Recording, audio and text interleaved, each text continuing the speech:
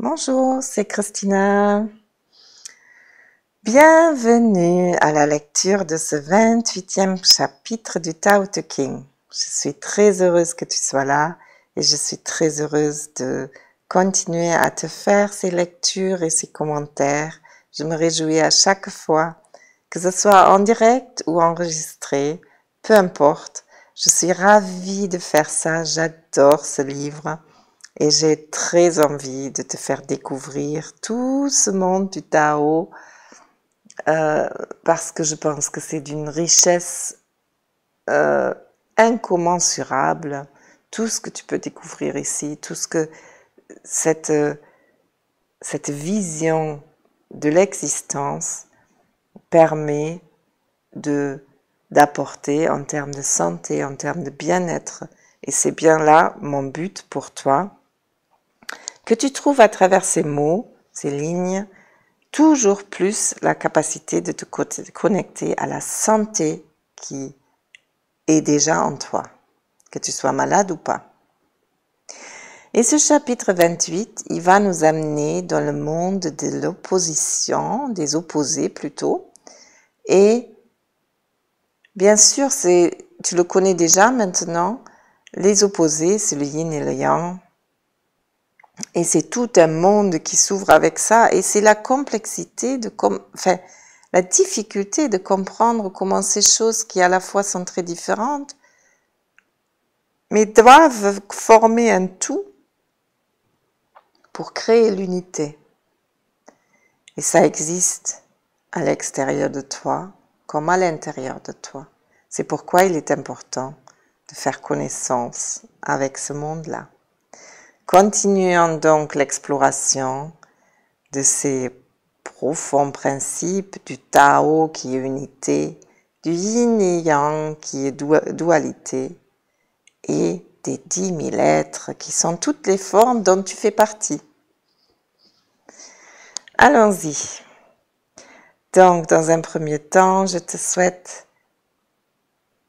de te détendre, et pour ça, je t'invite à t'asseoir confortablement, prendre place.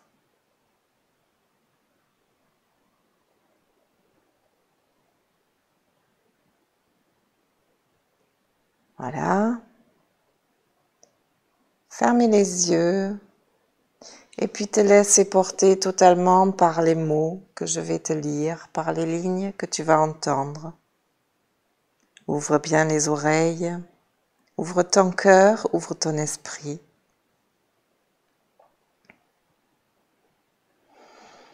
Inspire.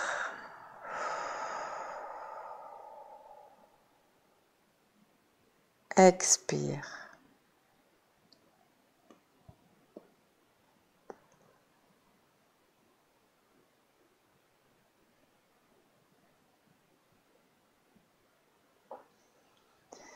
Celui qui connaît sa force et garde la faiblesse est la vallée de l'Empire. S'il est la vallée de l'Empire, la vertu constante ne l'abandonnera pas. Il reviendra à l'état d'enfant. Celui qui connaît ses lumières et garde les ténèbres est le modèle de l'Empire. S'il est le modèle de l'Empire, la vertu constante ne faillira pas en lui et il reviendra au comble de la pureté.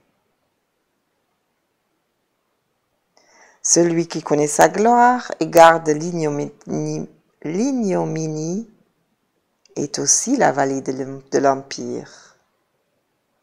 S'il est la vallée de l'Empire, sa vertu constante atteindra la perfection et il reviendra à la simplicité parfaite. Quand la simplicité parfaite s'est répandue, elle a formé les êtres. Lorsque le saint homme est élevé aux emplois, il devient le chef des magistrats. Il gouverne grandement Il ne blesse personne.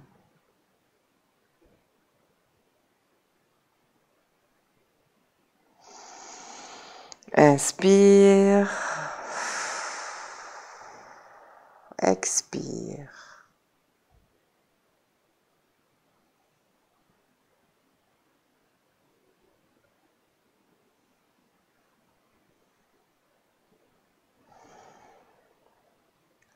Prends conscience de comment ces lignes t'habitent maintenant.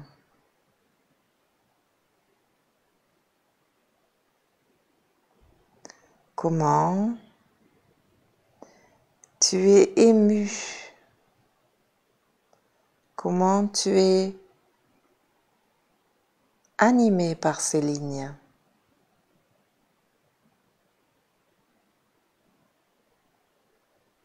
Prends conscience de cela et note-le sur une feuille de papier, dans ton cœur, dans ton esprit.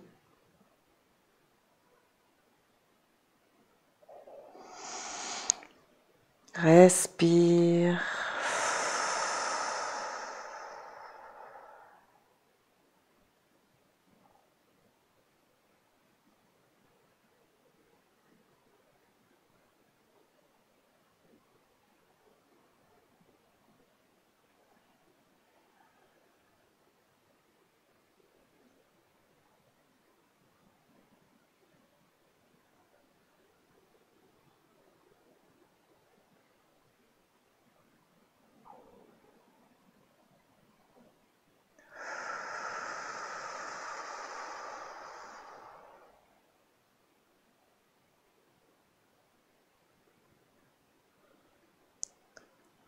Voilà, gardez l'espace ouvert, gardez le silence, gardez le calme. Voilà des qualités que ce chapitre préconise.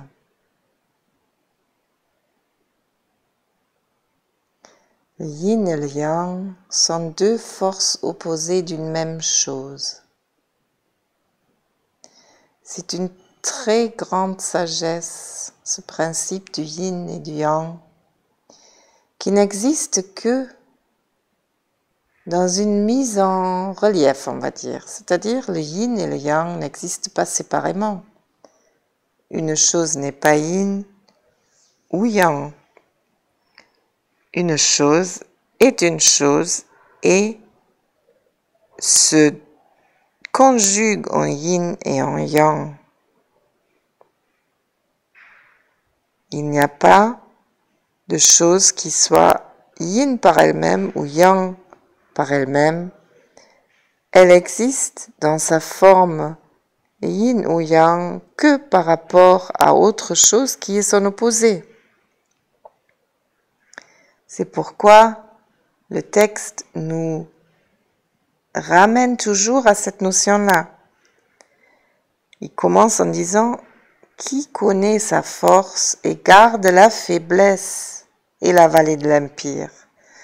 Donc, force et faiblesse sont deux forces opposées de la même chose, de toi en l'occurrence, ou de notre objet, peu importe, mais ici on va s'intéresser à toi. Donc, trouver la vallée de l'Empire,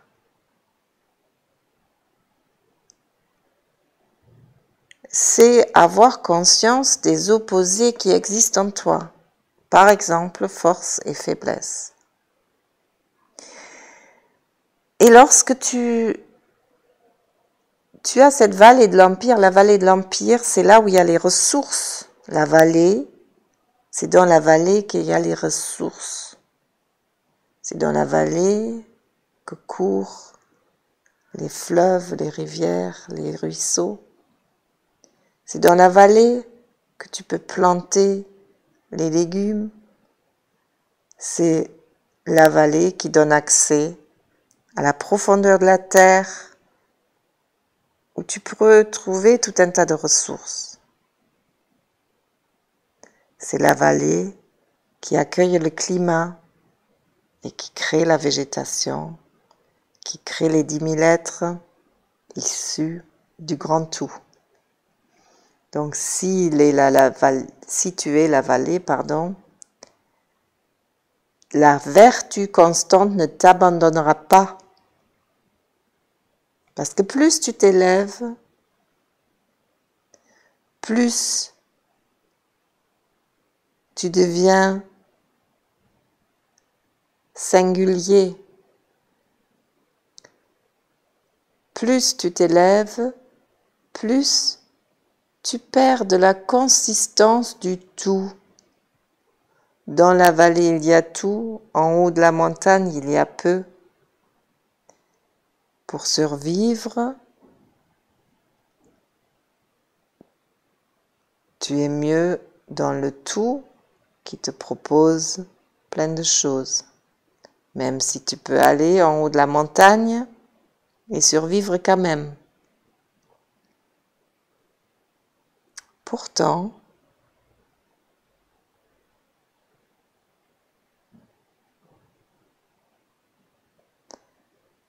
dans la vallée, tu as toutes les ressources nécessaires. Et donc, là, tu peux revenir à l'état d'enfant. Pourquoi cet état d'enfant est si souvent cité et si important? Parce qu'un enfant, il est ouvert au monde. Un enfant ne juge pas, il ne se juge pas, il ne juge pas le reste du monde. Il est ouvert, il est curieux, il est avide de connaissances. Il est là, il apprend, il intègre, il cherche sans chercher. Et voilà un état qui t'amène à trouver la force de l'unité. Donc celui qui connaît ses lumières, dit le texte, et garde les ténèbres, est le modèle de l'Empire. Si tu connais tes lumières, tes forces, mais tu gardes les ténèbres, tu gardes la connaissance de tes ténèbres, tu les gardes en toi, tu ne les laisses pas sortir, tu ne les montres pas, tu n'es pas animé par tes ténèbres, mais tu sais ta lumière et tu sais tes ténèbres, alors tu peux les moduler. C'est-à-dire, si je n'ai pas de connaissance ni de ma lumière ni de mes ténèbres, comment je peux les utiliser? Je ne peux pas les utiliser. C'est ce que va dire le texte à la fin. Si je les connais, je peux choisir de les mettre en œuvre. Et même si je suis touchée par les plus difficiles choses en moi, si j'ai connaissance de ma lumière, je peux la laisser briller malgré les ténèbres. Oui, c'est vrai ça. C'est possible. Ça s'apprend. Donc, c'est à travers ça que tu peux devenir mon modèle. Et si tu es un modèle, alors la vertu constante ne faillira pas. Le Tao ne te quittera pas. Et tu seras comblé. Tu seras pur. Parce que tu sais que tout est toujours là. Un enfant, il ne réfléchit pas s'il fait quelque chose de mal ou de bien. Il fait ce qu'il a à faire. Le mal et le bien, c'est les autres qui vont lui apprendre. C'est le retour qu'il a de son environnement qui va lui dire « Ah ben ça, c'est pas très intéressant à faire. » Alors il y a le mal moral, mais il y a le mal inutile. Faire des choses inutiles, c'est mal dans le sens de la survie. Ça me sert à rien. Je me nuis à moi-même. Donc c'est pas très intelligent de garder des choses, de faire des choses qui me nuisent. Bon, on fait beaucoup ça, on mange trop, on boit trop, on fait On fait un peu n'importe quoi, nous les humains. Mais si j'accepte de vivre dans cette connaissance de moi avec mes lumières et mes ténèbres, alors je suis en mesure de choisir de plus en plus et de m'être utile à moi-même et donc aux autres. Donc celui qui connaît sa gloire et garde l'ignominie est aussi la vallée de l'empire, c'est-à-dire si je suis reconnu, si j'ai du succès, mais je dois garder la connaissance de l'échec ou de la difficulté ou des choses de là d'où je viens peut-être, ça dépend, pour garder l'humilité, et c'est l'humilité qui est l'encre du succès. Si je ne suis pas ancrée dans mon humilité, mon succès va devenir une vaste folie, tout simplement. Alors, s'il est la vallée de l'empire, sa vertu constante atteindra la perfection, il reviendra à la simplicité parfaite. Donc, plus je m'approche de la vertu constante qui est celle qui contient le tout, plus je m'approche de la perfection et plus les choses deviennent simples. Quand la simplicité parfaite s'est répandue, elle a formé les êtres. Quand tout est simple, tout est parfait, les formes peuvent apparaître. Ça veut dire quoi? Quand je suis en contact avec cette simplicité du tout, là où j'ai mes forces et mes faiblesses, mes lumières, mes ténèbres, si je les ai tous en moi, si j'ai la connaissance que je les ai tous en moi, le savoir, eh bien alors, je deviens libre, je peux choisir, je peux me montrer dans ma singularité, devenir moi entièrement et du coup me mettre en rapport avec les autres. C'est seulement lorsque je me différencie et que lorsque je deviens singulière que je peux me mettre en rapport avec les autres. C'est d'une très grande sagesse, ça. Nous avons tendance à vouloir être comme les autres. C'est une grave erreur parce que ça ne nous relie pas aux autres. Ça nous fait nous perdre. Ça nous confond. Or, pour exister, nous avons besoin d'apparaître. Nous avons besoin d'apparaître pour être en lien avec les autres. Alors, lorsque le saint homme est élevé aux emplois, il devient le chef des magistrats. Il gouverne grandement et ne blesse personne. Quand il est élevé aux emplois, ça veut dire quand il est utile. Élevé aux emplois, ça veut dire qu'il a une fonction. C'est à partir du moment où tu as une fonction que tu vas faire partie du grand tout et tu vas pouvoir diriger quelque chose. Devenir le chef des magistrats, c'est diriger quelque chose. Et quand tu diriges toi, ton existence, c'est là que tu peux rejoindre le monde de la santé mentale, la santé physique, la santé de toi tout entier, tout entière. Pour devenir le chef de toi-même, prends le chemin de la connaissance de toi. Et bien sûr, pour ça, je t'invite à prendre connaissance aussi de ce que je peux t'offrir pour t'aider sur ce chemin. Mon cours de connaissance de soi, il te permet de passer de cet état de la survie que vit le nouveau-né, il est complètement dépendant et indifférencié, à la vie, à créer ta propre vie, à être une personne différenciée des autres et pourtant reliée profondément.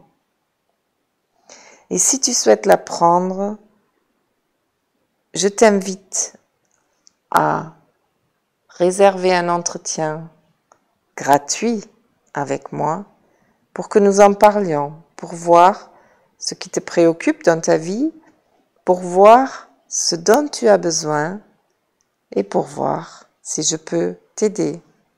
Car je ne peux t'aider que si je sais de quoi tu as besoin et je ne peux t'aider que si ce que je propose, que je connais, moi, et toi tu ne le connais pas très bien pour l'instant, si je sais que ça va t'aider.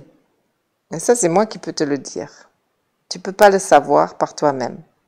Et c'est pour ça que j'ai décidé d'offrir ce rendez-vous, cet entretien gratuit qui te sera utile pour savoir.